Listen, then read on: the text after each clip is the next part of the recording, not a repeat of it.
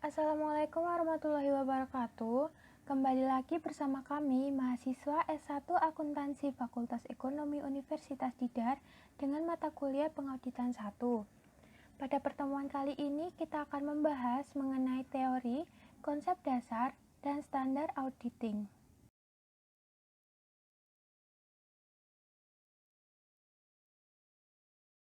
Sebelum masuk ke pembahasan, kita kenalan dulu ya. Kami dari kelompok 1 K1 S1 Akuntansi. Ada Rizwar Garinjani dengan NPM 20101040003. Ada Krisna Rizky Adi dengan NPM 20101104031.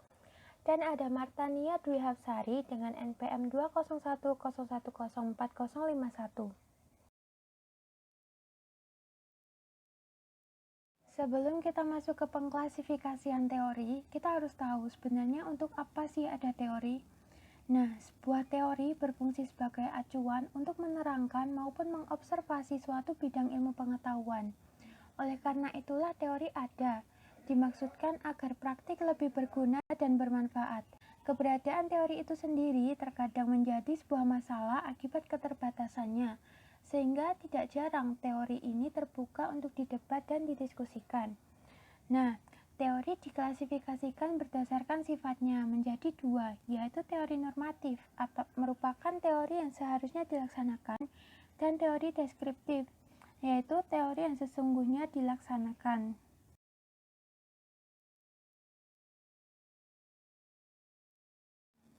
Sekarang kita masuk pada elemen-elemen dasar teori. Yang pertama ada postulat. Postulat yaitu konsep dasar yang harus diterima tanpa perlu pembuktian.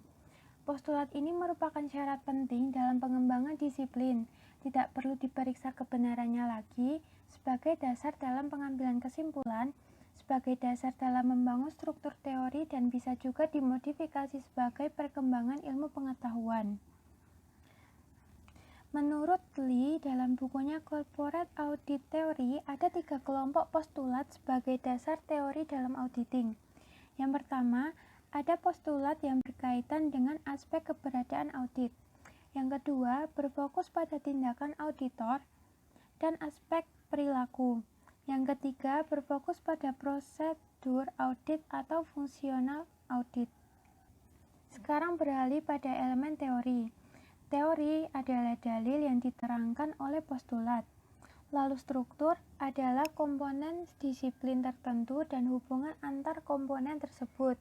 Sedangkan prinsip adalah kaidah-kaidah yang diterapkan dalam praktik, dan standar adalah kualitas yang ditetapkan dalam hubungannya dengan praktik.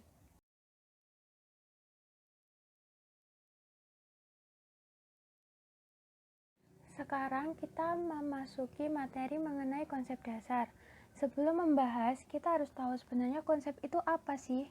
Nah, konsep adalah abstraksi yang diturunkan dari pengalaman dan observasi dan dirancang untuk memahami kesamaan-kesamaan di dalam suatu subjek dan perbedaan-perbedaannya dengan subjek yang lain. Lalu untuk apa sih konsep dasar itu? Nah, konsep dasar ini merupakan dasar untuk pembuatan standar, yaitu pengarah dan pengukur kualitas asal prosedur-prosedur audit diturunkan. Lalu standar sendiri apa? Standar audit adalah pengukur kualitas dan tujuan sehingga jarang berubah. Lalu kalau prosedur audit itu apa? Nah, prosedur audit adalah metode-metode atau teknik rinci untuk melaksanakan standar. Dilihat dari gambar, bisa dilihat bahwa ketiganya itu berhubungan. Dari gambar itu juga dapat ditafsirkan bahwa standar lebih banyak jumlahnya daripada konsep dasar. Demikian juga prosedur yang lebih banyak jumlahnya daripada standar. Menurut Maus dan Saraf, teori auditing tersusun atas 5 konsep dasar, yaitu yang pertama adalah bukti. Yang kedua ada kehati-hatian dalam pemeriksaan. Yang ketiga ada penyajian atau pengungkapan yang wajar.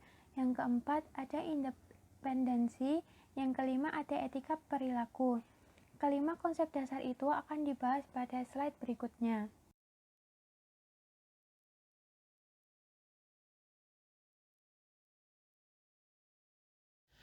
Yang pertama ada bukti atau evidence. yang berfungsi untuk memperoleh pengertian sebagai dasar untuk memberikan kesimpulan atas pemeriksaan yang dituangkan dalam pendapat auditor. Cara memperoleh bukti itu ada 5. Yang pertama ada autoritarianisme, yaitu memperoleh bukti berdasarkan informasi dari pihak lain, contohnya seperti keterangan lisan manajemen, karyawan, pihak luar, serta keterangan tertulis berupa dokumen. Yang kedua ada mistikisme, memperoleh bukti berdasarkan intuisi, misalnya seperti pemeriksaan buku besar dan penelaahan terhadap keterangan pihak luar. Selanjutnya ada rasionalisasi, yaitu pemikiran asumsi yang diterima, contohnya seperti perhitungan kembali oleh auditor, pengamatan terhadap pengendalian intern. Yang keempat ada empirikisme, yaitu pengalaman yang sering terjadi, misalnya perhitungan dan pengujian fisik. Dan yang terakhir ada pragmatisme, merupakan hasil praktik, misalnya penelusuran kejadian atau peristiwa kemudian, atau disebut sebagai subsequent event.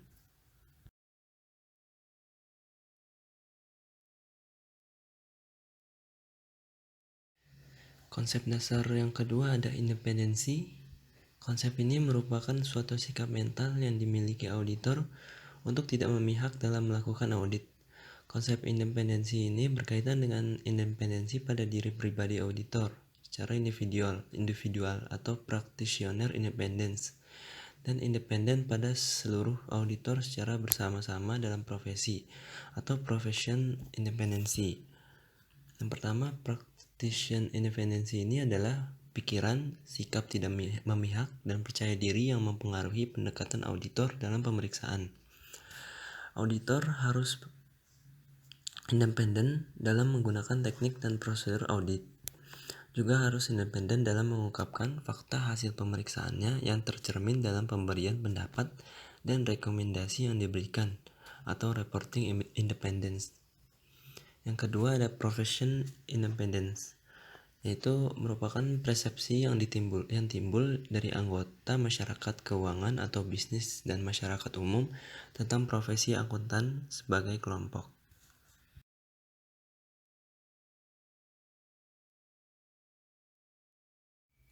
Kehati-hatian dalam pemeriksaan dan etika, yang artinya melakukan pekerjaan dengan sangat hati-hati. Konsep ini didasarkan pada isu pokok tingkat kehati-hatian yang diharapkan pada auditor yang bertanggung jawab dalam auditing, atau disebut prudent auditor. Walaupun sebagai manusia, begitupun sebagai auditor tidak luput dari kesalahan, namun sebagai profesional, ia dituntut untuk dapat melaksanakan pekerjaannya dengan tingkat kehati-hatian yang tinggi. Namun demikian, Miles dan Sharoff menawarkan garis besar pemikiran mengenai hal tersebut untuk diperhatikan oleh seorang prudent audit practitioner. Garis besar tersebut antara lain mengambil langkah yang memungkinkannya untuk memperkirakan resiko yang tidak wajar, keadaan yang tidak biasa harus dipertimbangkan oleh auditor, mengenali situasi yang tidak biasa dan mengambil tindakan pencegahan, mengikuti perkembangan di bidang kompetensinya, dan menyadari perlunya meninjau pekerjaan asisten dan melakukannya dengan pemahaman yang penuh.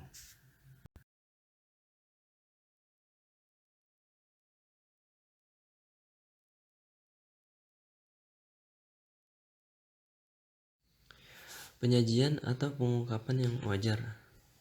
Konsep ini menuntut adanya informasi laporan keuangan yang bebas atau tidak memihak, tidak bias, dan mencerminkan posisi keuangan, hasil operasi, dan aliran kas perusahaan yang wajar. Konsep ini dijabarkan lagi menjadi 3 subkonsep, yaitu yang pertama ada accounting propriety, yaitu berhubungan dengan penerapan prinsip akuntansi tertentu dalam kondisi tertentu. Yang kedua ada adequate disclosure, yang berkaitan dengan jumlah dan luasnya penyajian informasi. Dan yang terakhir ada audit obligation, yang berkaitan dengan kewajiban auditor untuk bersikap independen dalam memberikan pendapatnya. Standar auditing. Standar auditing merupakan salah satu ukuran kualitas pelaksanaan auditing. Ikatan Akuntan Indonesia atau IAI telah menetapkan dan mengesahkan standar auditing yang terdiri atas 10 standar. Standar auditing sendiri merupakan suatu kaidah agar mutu auditing dapat dicapai sebagaimana mestinya. Standar auditing harus diterapkan dalam setiap audit atas laporan keuangan yang dilakukan oleh auditor independen. Penerapan keseluruhan standar auditing ini sangat dipengaruhi konsep materialitas dan risiko materialitas yang berkaitan dengan relatif penting tidaknya suatu item, pengaruh yang dapat diberikan akun, dan nilainya terhadap keputusan yang akan dan atau yang sudah diambil oleh auditor maupun manajemen. Standar auditing ini terdiri atas 3 bagian.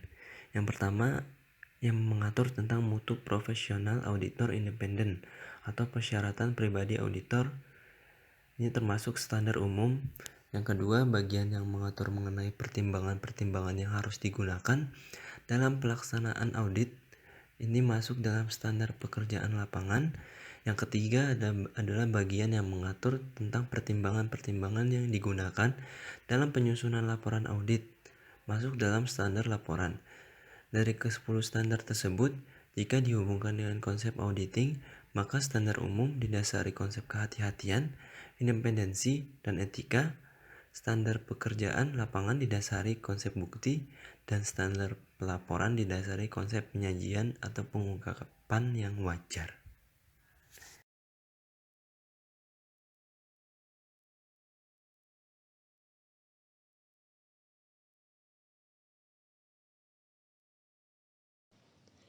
Standar umum. Nah, di sini standar umum mengatur mutu profesional auditor independen. Yang pertama, audit harus dilaksanakan oleh seseorang atau lebih yang memiliki keahlian dan pelatihan teknis yang cukup sebagai auditor. Nah, standar pertama ini menuntut kompetensi teknis seseorang auditor yang melaksanakan audit. Meskipun seseorang sangat ahli dalam bidang bisnis dan keuangan, ia tidak memenuhi persyaratan sebagai auditor bila tidak memiliki pendidikan dan pengalaman memadai dalam bidang auditing. Kemudian yang kedua, dalam semua hal yang berhubungan dengan perikatan, independensi dalam sikap mental harus dipertahankan oleh auditor. Nah, di sini auditor dituntut independen dari pengaruh klien dalam melaksanakan auditing dan melaporkan temuan serta memberikan pendapat. Auditor tidak dibenarkan menyatakan pendapat mengenai kewajaran laporan keuangan apabila dia tidak independen terhadap klien. Di sini terdapat 3 aspek independensi, yaitu yang pertama, independensi senyatanya, yaitu auditor benar-benar tidak mempunyai kepentingan ekonomis dalam perusahaan yang dilihat dari keadaan yang sebenarnya. Kemudian yang kedua, terdapat independensi dalam penampilan, merupakan pandangan pihak lain terhadap diri auditor sehubungan dengan pelaksanaan audit. Kemudian yang ketiga yaitu independensi dari keahlian dan kompetensinya. Nah, di sini independensi dari sudut keahlian berhubungan erat dengan kompetensi atau kemampuan auditor dalam melaksanakan dan menyelesaikan tugasnya. Kemudian di sini untuk yang ketiga yaitu dalam pelaksanaan audit dan penyusunan laporannya, auditor wajib menggunakan kemahiran di profesionalnya dengan cermat dan seksama. Nah, standar ini menuntut auditor untuk cermat dan seksama dalam melaksanakan audit dan dalam mengeluarkan laporan atas berbagai temuannya.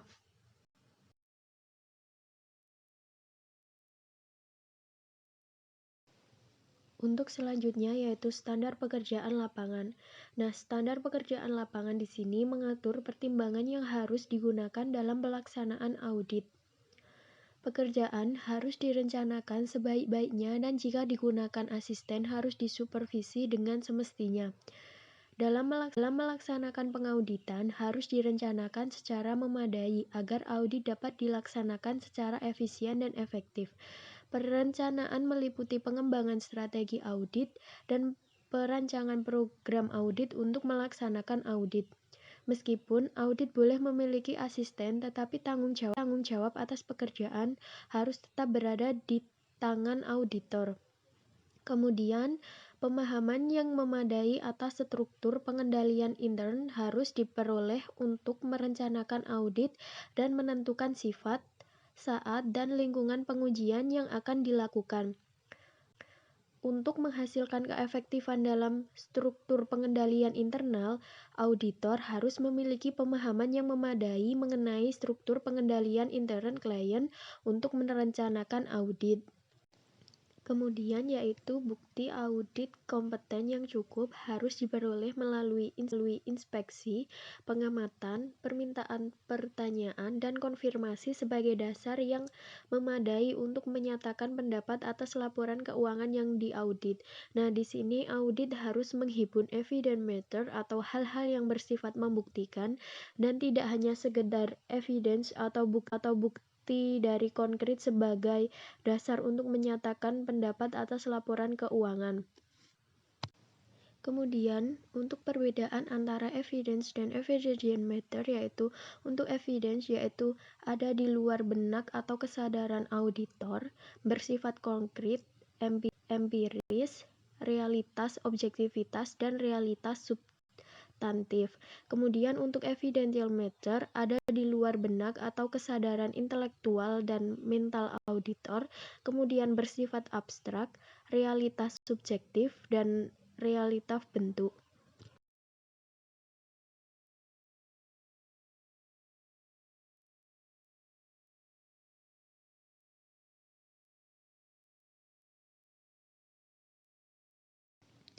Untuk selanjutnya yaitu standar pelaporan. Yang pertama, laporan audit harus menyatakan apakah laporan keuangan telah disusun sesuai dengan prinsip akuntansi berterima umum di Indonesia. Nah, standar ini mengharuskan auditor untuk mengidentifikasikan dan menggunakan prinsip akuntansi yang diterima umum di Indonesia sebagai kriteria yang dipakai untuk mengevaluasi asersi-asersi yang dibuat oleh manajemen. Kemudian yang kedua yaitu laporan audit harus menunjukkan atau menyatakan jika ada ketidakkonsistenan penerapan prinsip akuntansi dalam penyusunan laporan keuangan periode berjalan dibandingkan dengan penerapan prinsip akuntansi tersebut dalam periode sebelumnya. Nah, konsisten sangat diperlukan dalam mendukung komparabilitas laporan keuangan dari suatu periode ke periode berikutnya. Bila laporan keuangan telah menerapkan konsistensi sebagaimana mestinya, maka laporan audit tidak perlu menyebut fase konsisten ini. Untuk yang ketiga, yaitu pengungkapan informatif dalam laporan keuangan harus dipandang memadai, kecuali dinyatakan lain dalam laporan audit. Nah, standar ini sangat berkaitan erat dengan informasi tambahan sebagai pendukung dan pelengkap laporan keuangan. Kemudian yang keempat yaitu laporan audit harus memuat suatu pernyataan pendapat mengenai laporan keuangan secara keseluruhan atau sesuai asersi bahwa pernyataan demikian tidak dapat diberikan. Jika pendapat secara keseluruhan tidak dapat diberikan, maka alasannya harus dinyatakan. Dalam hal nama auditor tidak dikaitkan dengan laporan keuangan, maka laporan audit harus membuat petunjuk yang jelas mengenai sifat pekerjaan audit yang dilaksanakan, jika ada, dan tingkat tanggung jawab yang dipikul oleh auditor. Nah, standar ini bertujuan untuk mencegah terjadinya salah tafsir tentang tingkat pertanggungjawaban yang dipikul auditor bila namanya dikaitkan dengan laporan keuangan. Hierarki standar auditing. Nah, di sini dari ke-10 standar auditing yang berada pada SPAP merupakan landasan konseptual yang dijabarkan ke dalam PSA. Dalam hal ini dimaksudkan untuk memberikan panduan rinci bagi auditor dalam memberikan jasa audit atas laporan keuangan kepada masyarakat. Selain itu, dimaksudkan pula untuk memberikan acuan bagi auditor dalam menghadapi perkembangan dan kebutuhan jasa auditing oleh masyarakat. Jadi, PSA merupakan landasan operasional untuk tidak menimbulkan tafsiran yang berbeda terhadap PSA, maka disediakan wahana berupa IPSA. Dengan demikian, secara hierarki antara standar auditing, pernyataan standar auditing, dan interpretasi pernyataan standar auditing dapat digambarkan pada gambar di slide. Nah, di sini standar auditing memiliki landasan konseptual yaitu standar umum, standar pekerjaan lapangan, dan standar pelaporan. Nah, di standar umum terdapat keahlian dan pelatihan teknis yang memadai, kemudian independensi dalam sikap netral, dan yang terakhir terdapat kemahiran profesional dengan cermat dengan seksama. Kemudian untuk standar pekerjaan lapangan terdapat perencanaan dan supervisi audit, kemudian pemahaman yang memadai atas struktur pengendalian intern, dan bukti audit yang cukup dan kompeten. Setelah itu untuk standar pelaporan yaitu pernyataan apakah laporan keuangan sesuai dengan prinsip akuntansi yang berterima umum, kemudian pernyataan mengenai ketidakkonsistenan penerapan prinsip akuntansi yang berterima umum, kemudian pengungkapan informatif dalam laporan keuangan dan pernyataan pendapat atas laporan keuangan secara keseluruhan. Kemudian untuk landasan operasional di standar umum terdapat pernyataan standar auditing yang kemudian diinterpretasi pernyataan standar auditing. Untuk standar pekerjaan lapangan yaitu pernyataan standar auditing kemudian diinterpretasi pernyataan standar auditing, dan untuk standar pelaporan yaitu pernyataan standar auditing kemudian diinterpretasi pernyataan standar auditing.